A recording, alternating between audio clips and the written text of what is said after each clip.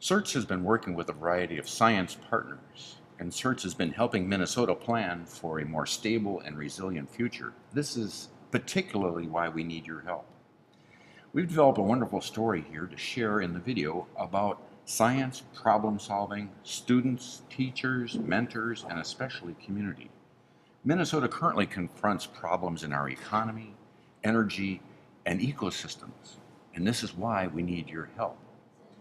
CERTs hopes that the story of Kate Geschwind, a ninth grader from Mayo High School, will inspire you because, frankly, it's inspired this video, and we hope to inspire activity throughout Minnesota given this story.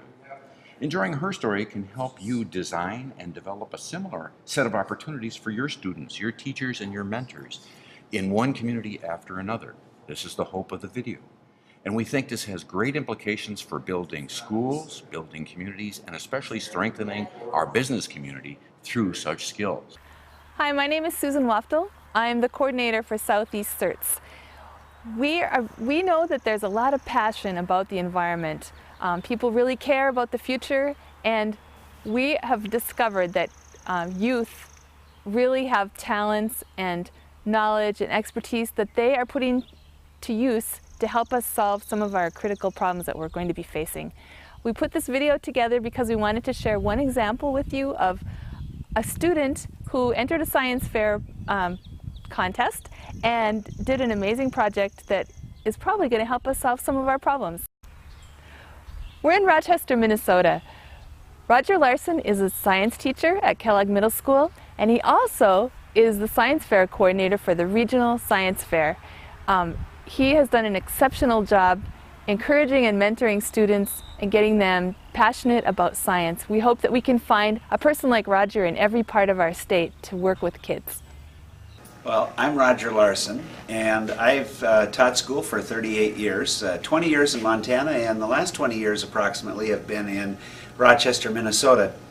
I presently teach at Kellogg Middle School, and I have 160 students a year.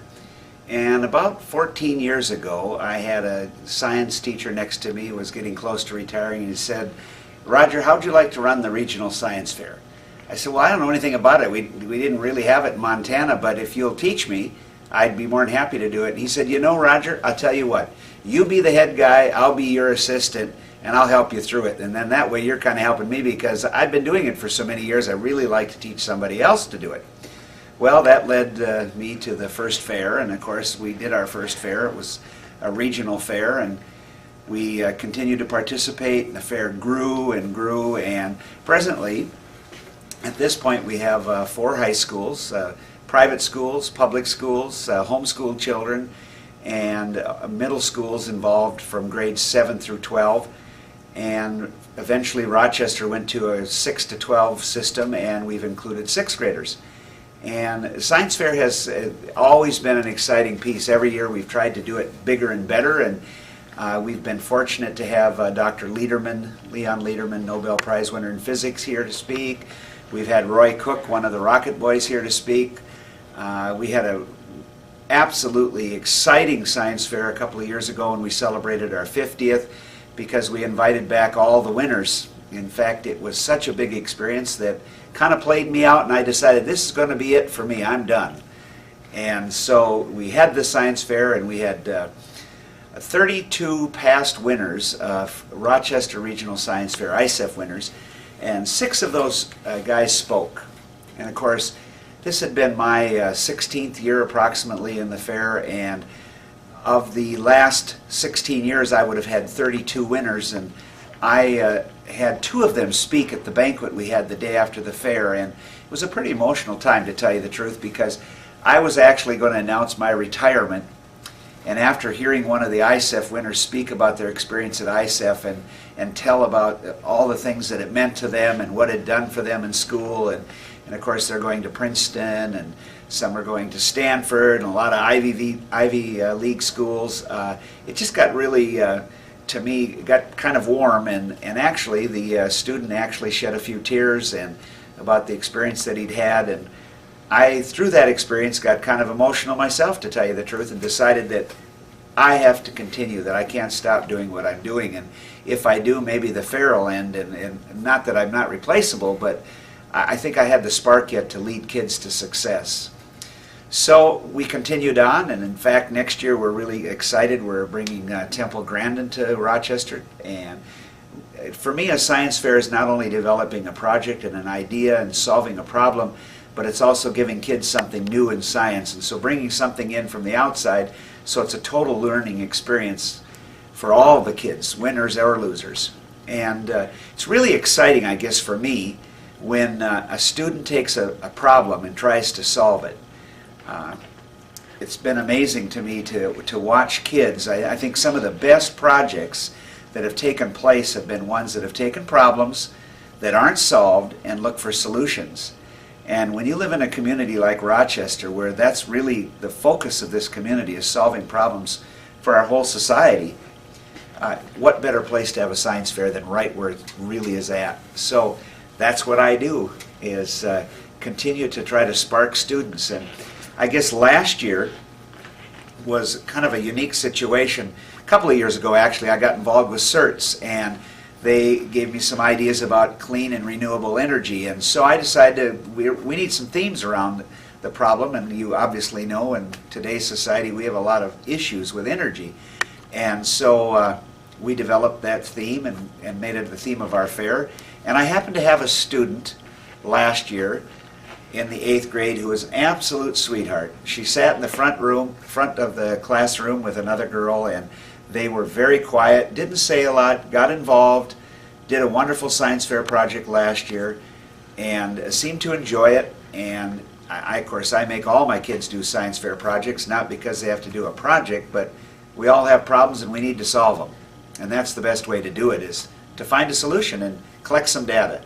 And so Kate decided to collect some data last year and found the process to be pretty good. Obviously, I can see from this year's experiment that she really led that charge and followed the path that I was laid down for her and did an outstanding job, and the enthusiasm was very evident in all the things that she did this past year.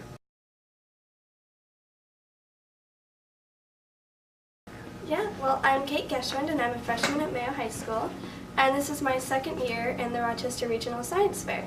And it was a wonderful year, very fun, just like last year. And last year was actually my first year, and I got introduced to the science fair because of my last year's science fair teacher, Mr. Larson. And he's also the director of the Regional Science Fair, and he has been one of my favorite science fair teachers, and he really inspired me to get where I got this year. And this year I got to go to ISEF, which was an amazing experience, and it was really cool because I was the first freshman to ever get to do that. And then 2 other freshmen got to go too. But with this project that I took to ISEF, which is explaining wind farm output using regression analysis, I actually got the help from my dad too, so I've had multiple people help me get as far as I've gotten. But my dad, he works at an electric utility company called Mpca, and he introduced me to this information about wind farms. And I think that wind farms are really great because I'm into the issue of global warming and helping the economy, and I know that wind energy is very important in doing that. And Minnesota has a lot of wind turbines, and I was able to access some information that not a lot of people would have access to. So I actually got information from a 67 turbine wind farm, which is in Dexter, Minnesota, so it's about 30 minutes away from where I live. And I took information from that, and I used that to actually help predict wind farm output. And the reason I did that is because predicting wind farm output is very hard to do, and one of the main problems with wind farms is the amount of energy they produce changes constantly from hour to hour. And that makes them very unwelcoming to electric utilities, and so they therefore don't want to use them. So I tried to eliminate that main problem to help promote the use of wind farms. And I was able to do that with the help of my dad. I used Microsoft Office Excel and a regression analysis program to make 7 different models using different sets of variables. I actually had 13 different variables, and it's different factors from the weather that could potentially affect wind farms. So then I made the 7 different models, and I tested the accuracy for each model. And what I ended up finding out was that by using all 13 variables, I was able to create a mathematical model, and the equation is here. But what that does is it predicts the wind farm output, which is actually best shown in this graph here. I did this for the month of December 2009, and I took the data from every single hour. The solid blue is the actual wind farm production, and then the red line is the predicted wind farm production. So as you can see, my model does predict it quite well. And that was the goal of my project, was to predict it as best as I could. And it wouldn't be perfect because wind is, or anything that's in the weather, it constantly changes and it's very hard to predict. So being able to do this was very helpful. It's 90% accurate in explaining wind farm output. So that actually really does help improve predicting wind farm output. So that would help promote the use of energy for wind farms. It helped encourage me to do the science fair this year, but I'm really glad they did. And it was a lot of work, but it was definitely worth it. And so then I took this project to the regional science fair, and I wanted to do the best that I could. I was hoping maybe I could go to state with it, but then I ended up being able to go to ISEF and iSweep. And that's when I really started working on it. I probably spent double the time working on this project after the regional science fair than I did before it, because I had so much work to improve on it, and I continued my research. I actually tested other months as well, because I wanted to do really well at ISEF. And my main goal when I went to ISEF was to just learn from that, but I also wanted to improve my project. So after I went to regionals, then I just continued spending my weekends up at the office doing this, and I had a lot of late nights trying to get my research book ready and setting up this project, and I was actually working on my project up until like 15 minutes before I left to go to ISEF. So it was a lot of work, and I spent so many hours on it, but it was definitely worth it. The whole experience was just great. And so I ended up going to 4 different science fairs with this project. So I went to the regional science fair, and that was a lot of presenting. I talked to 3 judges within the first couple of hours, and then after that, that's when all the special awards judges came, and that was probably another 3 hours, and that was non-stop talking, and it wasn't what I was expecting, and it went a lot faster than I thought. After the 3 hours, I thought it'd been maybe an hour or so. I sat down and I realized everyone was leaving the room and it was done. And I had been talking the whole time, so that was really great, and I was so tired by the end of that, but it was really great. And I don't know how many judges I talked to then, maybe around 20, but it was fun, and I got a lot of great feedback from them. And then I also took this to iSweep, which is the International Sustainable World Energy, Environment, and Engineering Project Olympiad. I also took it to state and ISEF. And total, I won over $63,000. I got a $60,000 scholarship from ISEF, as well as $2,250 from that science fair alone. I got $360 from the regional science fair, $50 from state, and $600 from iSweep. So all that hard work really paid off. It was definitely worth it. So a lot of money and a lot of hard work, but a lot of rewards too. And I also got to talk with a lot of judges who gave me great feedback. They gave me ideas for what to do next year. Yeah, in case you thought I was just into it for the money, it wasn't just the money, it was also the rewards that came with it. And the money was great, it was fun, but it wasn't what I was going for. I was just going for the whole experience, meeting new people, talking to judges, and I actually was able to do a lot more of that than what I thought. I got some great tips from judges, and I got to get some good communications now, so I know some people who work at Google who actually know me, so that's really helpful in the coming years. But I also met some great friends. I actually have some friends that I've been keeping in touch with who live in Russia, Ukraine, Brazil, Egypt, and I met them at multiple science fairs, ISEF, which is the Intel International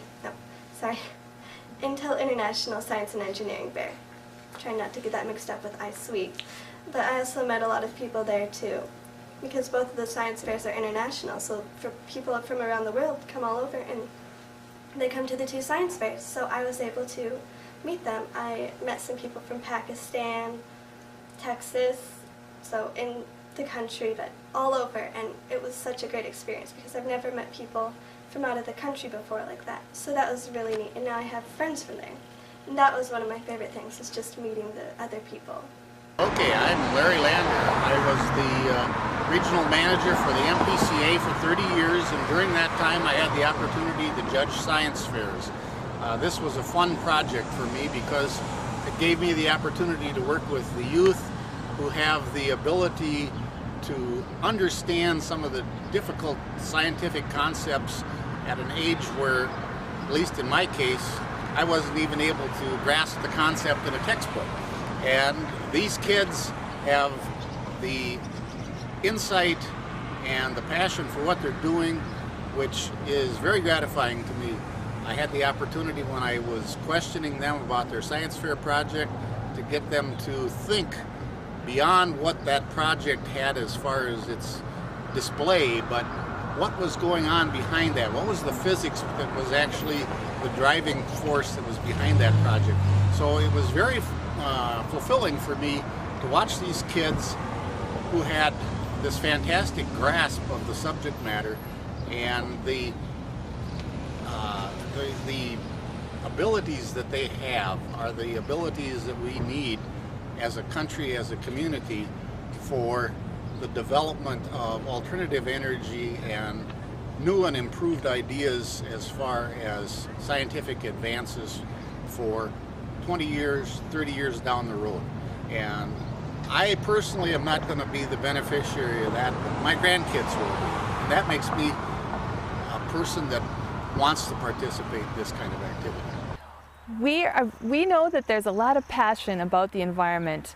People really care about the future, and we have discovered that youth really have talents and knowledge and expertise that they are putting to use to help us solve some of our critical problems that we're going to be facing. We put this video together because we wanted to share one example with you of a student who entered a science fair contest and did an amazing project that is probably going to help us solve some of our problems. We hope that you can use this tool and maybe be inspired to start a science fair in your region. Maybe find some mentors to work with your youth. We really believe that the answer lies in intergenerational partnership and mentors. So, enjoy. Susan Wachtal is the coordinator for Southeast CERTs in Minnesota, and she specifically wanted us to develop this video because she had met Roger Larson and quickly recognized his expertise. He has developed his expertise in tapping the scientific problem-solving skills of his students.